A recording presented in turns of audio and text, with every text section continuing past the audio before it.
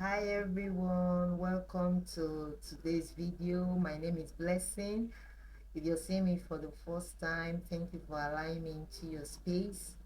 And today we want to talk about your payday routine, what you need to do when you are paid. And some people say that your salary is a bribe given to you to forget about your dream, but the truth is, most likely, I bet to disagree. Your salary is capital. Your salary is an enabler if you know how to use it wisely. I want us to read from the book of Luke, chapter 14, verse 28 to 30. It said, for which of you intending to build a tower seated not down first and counted the cost, whether he have sufficient to finish it, lest haply after he had laid the foundation and is not able to finish it, all that behold it began to mock him, saying, this man began to build and was not able to finish. You see, your salary is the money given to you, and you have to sit down and plan for that money before it comes to you. It can take you like 30 minutes to 1 hour to do that, to plan for that salary, because you need to plan for that salary. Because if you don't plan for that salary will have its own plan. So you need to plan ahead for that salary, so that when it comes, you will not you will not waste it. So what you need to do first is you need to sit down and budget. Personally, I prefer the zero based budgeting, because it helps you to spend everything on paper before you actually spend that money. So what what I do is, when before the salary comes, I budget.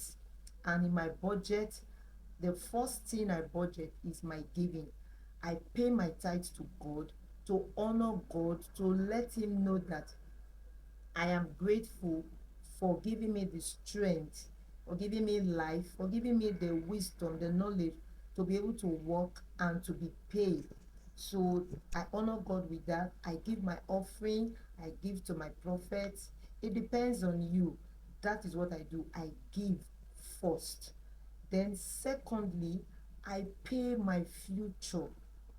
That is, I save minimum 20% of this my income for my future.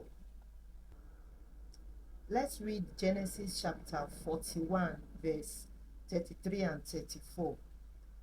Now therefore let Pharaoh look at a man discreet and wise, and set him over the land of Egypt. Let Pharaoh do this, and let him appoint officers over the land, and take up the fifth part of the land of Egypt in the 7 plenteous years. You see, you can see from this scripture that when Joseph came to interpret the dream of Pharaoh, he told Pharaoh that they should save 20% of whatever is coming, and that is what I do. I save 20% of my income, my salary, to invest for my future. You can save to build your emergency fund. Like I have said in most of my videos, you save for emergency fund. Why do you save for emergency fund? Life happens. So you put 20% of your income for your future, you to build your emergency fund if you have not built one. Why do you do that? So that by the time you start investing, when emergency comes, you quickly fall on that money that you have saved, and you save it in high the savings accounts that will give you, that will yield high interest to you, that is a high yield savings account that will be able to give you good interest even while it is there. Then after saving your emergency fund, you will now begin to save for your future. You save to invest, because by the I read something somewhere. He said, Warren Buffett said, if you don't find a way to make money while you sleep, you will work until you die. If you don't find a way, if you don't find a way to make money while you sleep, you will work until you die. And I believe you don't want to work until you die, so you need to put aside a certain amount of money to be investing for your future. You also need to invest in yourself. His Bible says, buy the truth and sell it not. So you need to invest in yourself. You need to buy books and read them. You need to enroll for online courses to become a better version of you, because the more knowledgeable you are, the more you invest in yourself, the more valuable that you become. So if you imbibe this routine into your life, it will help you to use your salary wisely.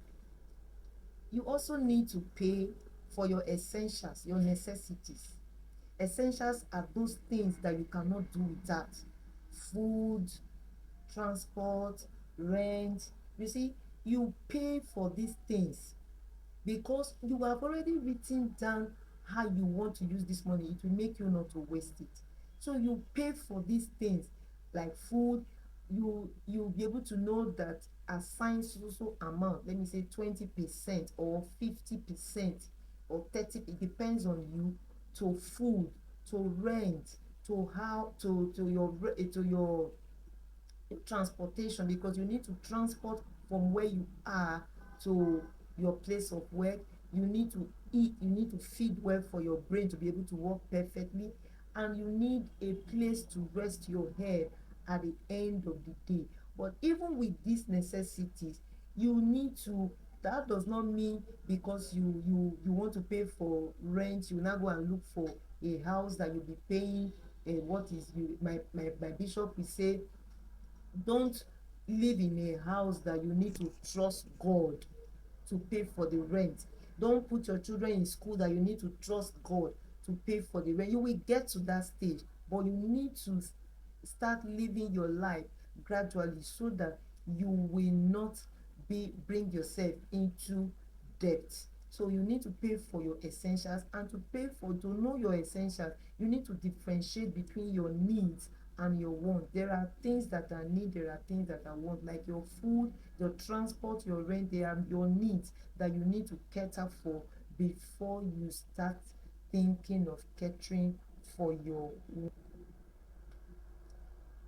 You also need to pay off your debts, because you need to put a certain amount of money aside for your debt, to clear off your debt, because debt is like a burden, is something that pulls you back.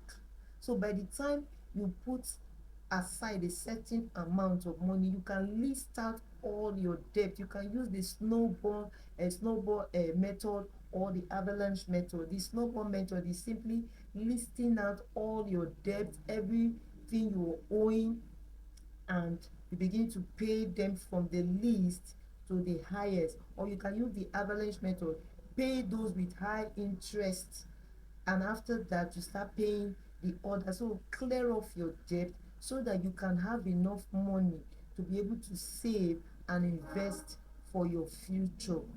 Another thing you also need to do after this, after paying off your debt, after giving, doing the necessary things, you cannot take care of, you cannot uh, take pay for your wants. That is those things that you feel that you need just to feel happy. You don't, you will not, I will not advise you to work and at the end of the day, see, my children use, they call it enjoyment money. Let me call it that way, enjoyment money. That money that you set aside, it can be 5% of your income. Set it aside. It may be 5 or 10%, depends on you. Set it aside, use it to buy the clothes, you use it to take yourself out, maybe buy something you drink, just for yourself, enjoy yourself, for like, oh, spirit, soul and body, we have done the work, let's enjoy it. You see, by the time you put your want at the end of your payday routine, that guilt feeling when you are spending, eating that money, or using that money to buy that good cloth, or using that money to buy that good bag, or using that money to buy that good belt or that good shirt, you will not feel guilty.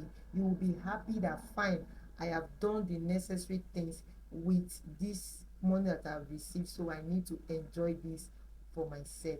I know you, um please, if you got value from this video, I would like you to give me a thumbs up.